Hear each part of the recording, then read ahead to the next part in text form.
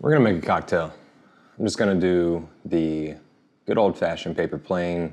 It's basically just a variation of the last word, except with gin and green chartreuse. You're gonna be using this good old bad boy. It's Amaro Nonino, and this is the Quintetestia, however you say it, I don't know.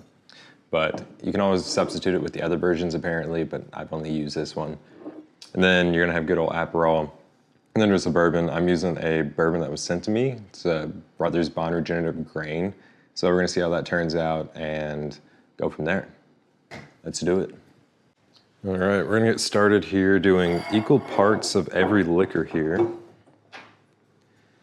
gonna do a good old 3/4 of an ounce. You could do 1 ounce if you want, just kind of depends how strong and how much of it you want.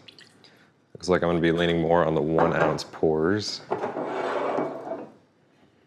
Take our bourbon here. Do the same good old thing. Take our Aperol here. Almost done. Then we're gonna do some good old fashioned pre-bottled lemon juice because I don't have any pre-made. There we go. Get that. We're gonna add our ice. And then just shake it up.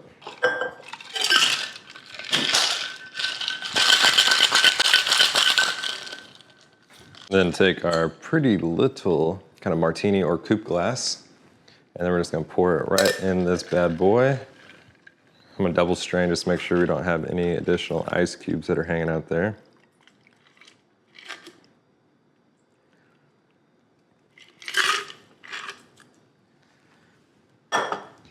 And once again, you could always add more to kind of fill it to the top. Just kind of depends how much liquor you want. It is pretty much just straight liquor, so kind of take that how you will. I'm gonna make a little paper airplane here real quick. Let's see, I already pre-folded it, but I need to fold it halfways. Just like wah. Fold it right down the center.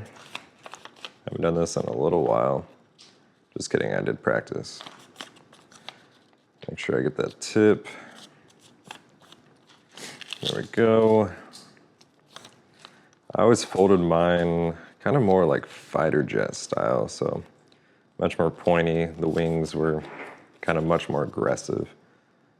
I felt like it let it go a little bit quicker whenever you threw it.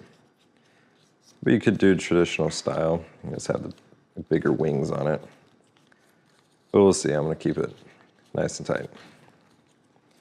There we go, just like that.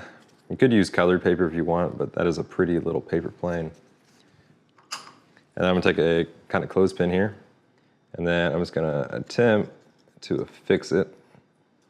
See if I can do it correctly.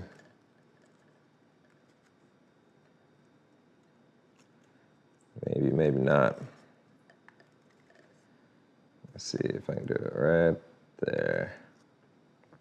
Kind of something like that. Nice and pretty little paper plane, kind of shooting off in the distance there. Nice color on there. You could always fill it up once again, like I said.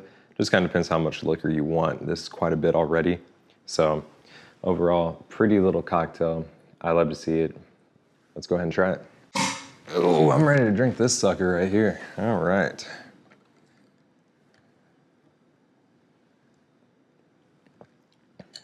I like that. That bourbon turned out pretty good. I think it's 48 or 49%.